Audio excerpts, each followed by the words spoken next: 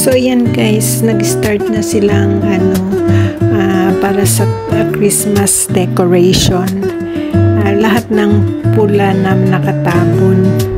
Kasi bago pa lang silang ng Christmas decoration. So hindi pa siya tapos. Ang ganda niyan. Ang ganda.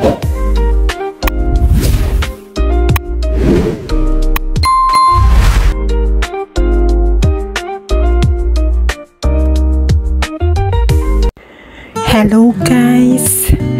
Ayan, nandito tayo. Nandito ako ngayon sa labas ng Studio City dito sa Macau.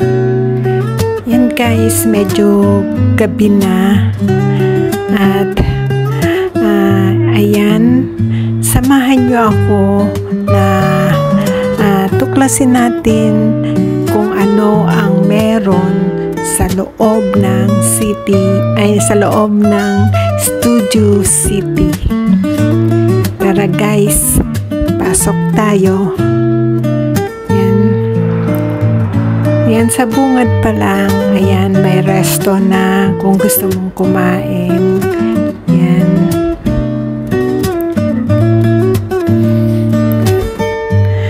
Ano lang yung Studio City. Simple at saka may mga din siya, pwede kang mag-shopping. Meron silang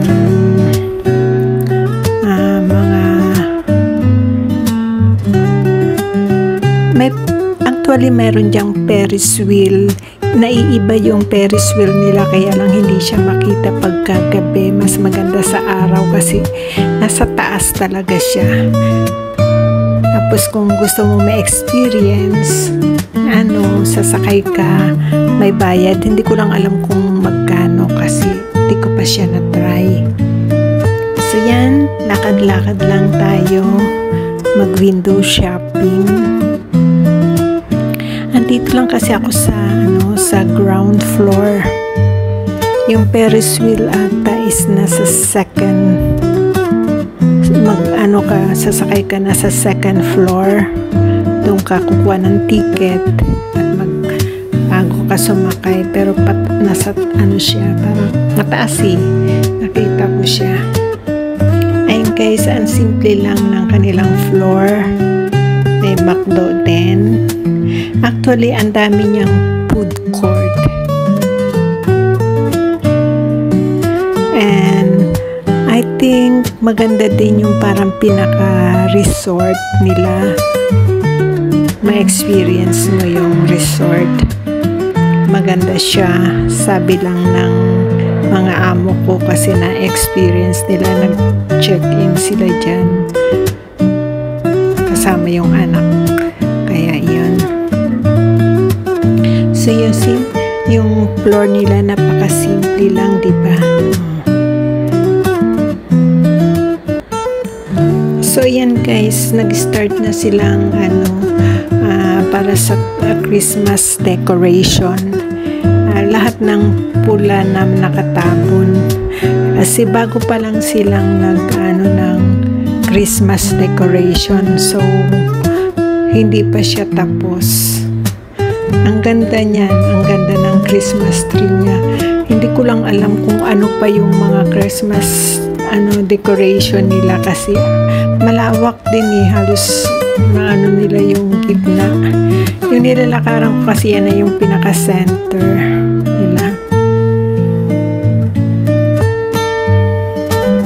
Ayan, tingnan nyo. Basta yan, kasama pa yan sa mga nila pagde-decorate ng Christmas, para sa Christmas.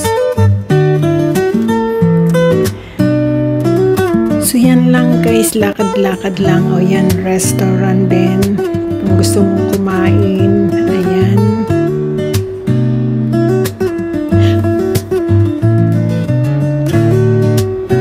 Kasi nasa second floor first floor yung mga restaurant, kaya siguro doon yung maraming tao kasi ang mga inchik yan mahilig silang kumain.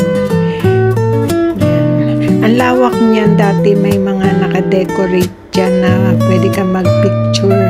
Pero ngayon, nung pumunta ako, wala. So, siguro by December yan. Ang lawak niya. Tapos doon sa dulo na yun, nandun yung doon ang ng hotel nila. So, ganun lang siya kasi hindi na ako makit sa taas. Guys, tapos sa kabilang side, nandyan yung maraming mga kainan, pinaka food court nila. So, yan guys, lumabas na ako. Ayan. Picturean ko na lang yung pinakalabas. Sana kung araw, makikita mo dyan sa labas yung pag-ikot ng Ferris wheel. Naiiba din yung Ferris wheel nila.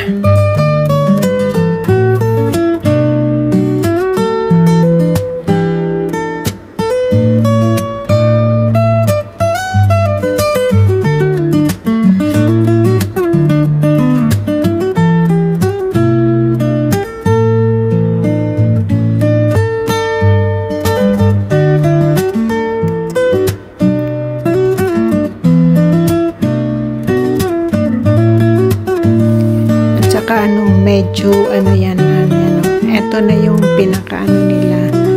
Yan. Eto sa labas. Yan. Dun sa may pinakataas. Yan. Siguro next time punta ko dyan ng araw kapag ka may time. Napaka-busy ko rin kahit na holiday ko pag Sunday.